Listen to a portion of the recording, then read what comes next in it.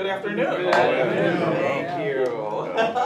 My name is Laura Gentry. I'm president of Jazz Alive. And our vice president, Jim Anderson, is here also. And we would like to thank the University of Cincinnati CCM Jazz Studies Department for co-sponsoring this clinic with Carl Allen this afternoon. And a special thank you to Professor Craig Bailey and Rusty Burge and Scott Bell for working with me to pull this clinic together. So I know Carl probably doesn't want to be considered an elder. Oh, wait, no. But he has a career that has depth and breadth that I'm hoping that you will glean everything you can from him in this clinic, and hopefully that it will inspire you and also propel you to continue as musicians in the jazz tradition. Please welcome Carl Allen.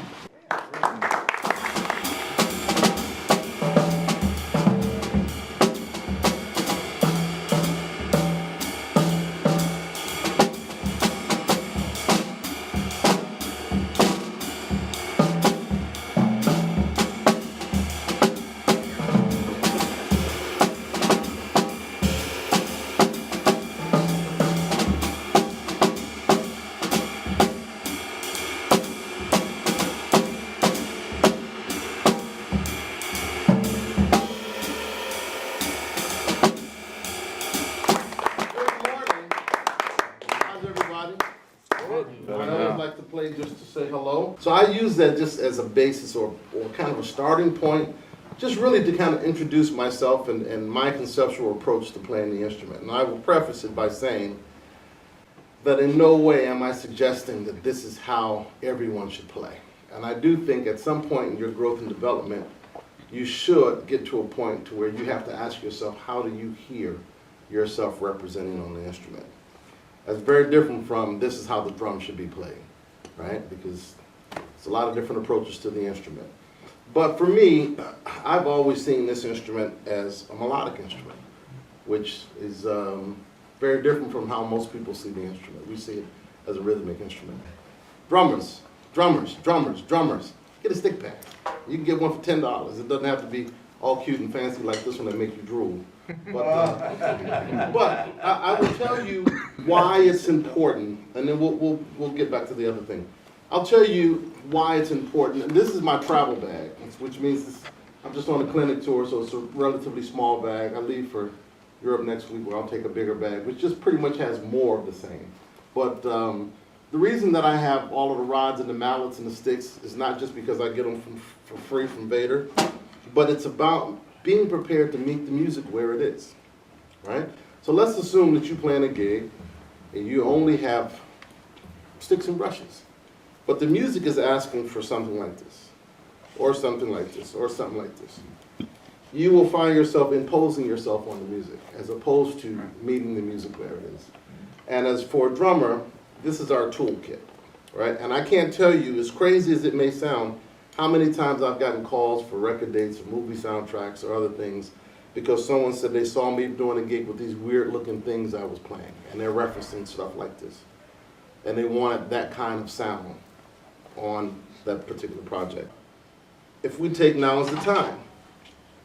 Quite often if I were to put up a lead sheet and I ask one of you guys to come up and play, it may sound something like this.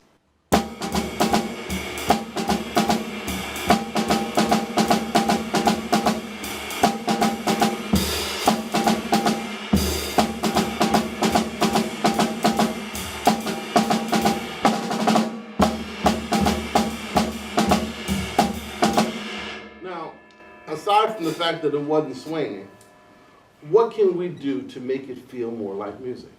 Put it on the toms. Put it on Make the it more toms. melodic.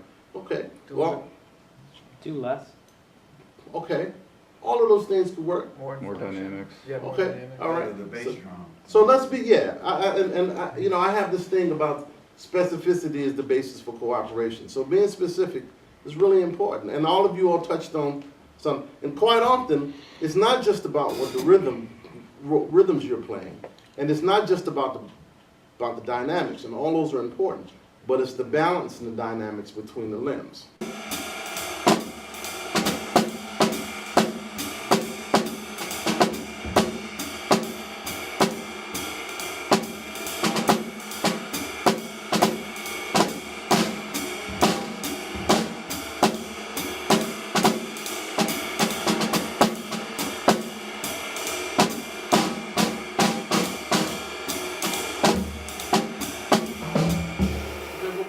primary thing I change.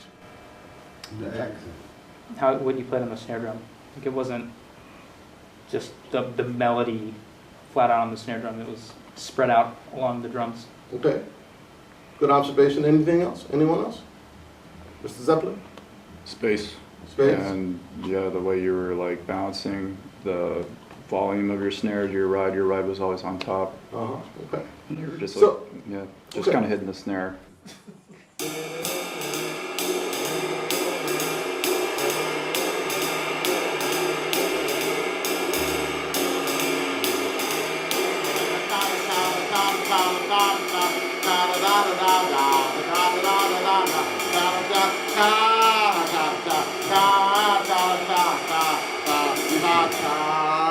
Yeah. No. Right? And the reason that you're not going to hear me sing it that way because I'm hoping to never play with someone who plays that way. So I'm trying to emulate the kind of elasticity in the phrasing and the articulation of of somebody who plays jazz music.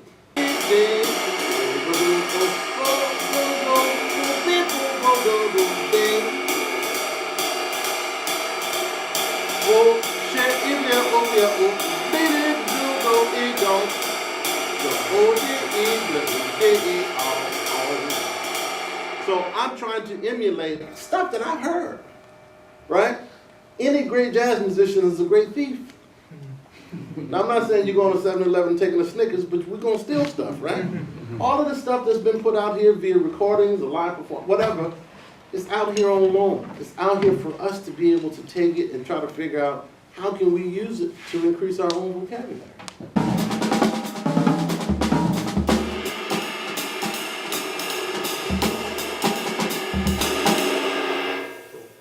Why you stop? I don't know. I feel like I'm messing up and I don't like this. You don't like it? I don't like being. Today's your birthday, but you don't like it.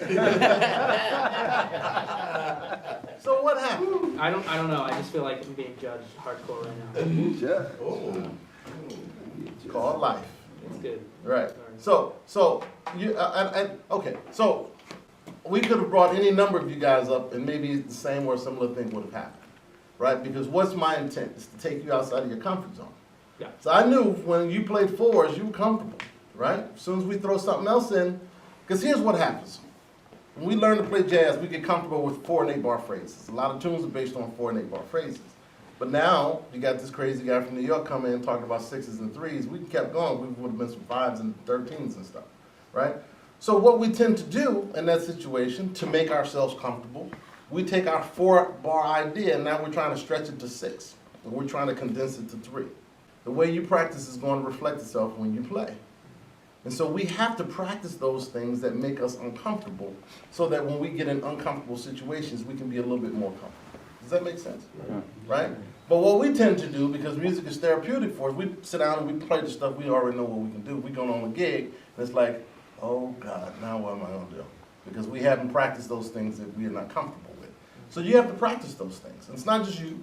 You know, all of us, we have to practice those things. And my intent wasn't to embarrass you, but just to, you know, you're the one who had your stick bag and you got a nice sweater on today, so I figured I'd come. So, but the point is that we all have to figure out what are those things that we're not comfortable with. Everybody should have a list of strengths and weaknesses. And part of the objective is for your playing to become balanced. And so the way it becomes balanced in part is to work more on the things that you're not comfortable with. Does that make sense? 2 great drummers, Kenny Washington, Rodney Green. They both played their tails off. But I'm not them. I had to find me. And so what do I have to do? I had to, first learn all of the stuff on the paper, which is not the music. That's just a piece of paper with lines, dots, letters, and numbers on it. But then I had to figure out, how am I going to orchestrate that? How am I going to deal with the dynamics on this? How am I going to set this section up? Or how am I going to go about, putting my own personal stamp on it? And sometimes it takes time to get to that. But every time I play, my goal and objective is to try to make that band leader so comfortable they can't even imagine anybody else playing their music. The thing that a lot of people don't realize, including the band leaders, when they send me music, I keep their music. Because there have been many times where I've gotten called for a gig, and 3 years later they say, hey man, we're going to record that music. Great. Can you make a rehearsal on such and such? Yeah. I have that music. And so the night before, a couple of days before, I'm going through all that music again. I get to the rehearsal, man, how did you remember all that? He says, I don't know, man. I've been shedding it, right?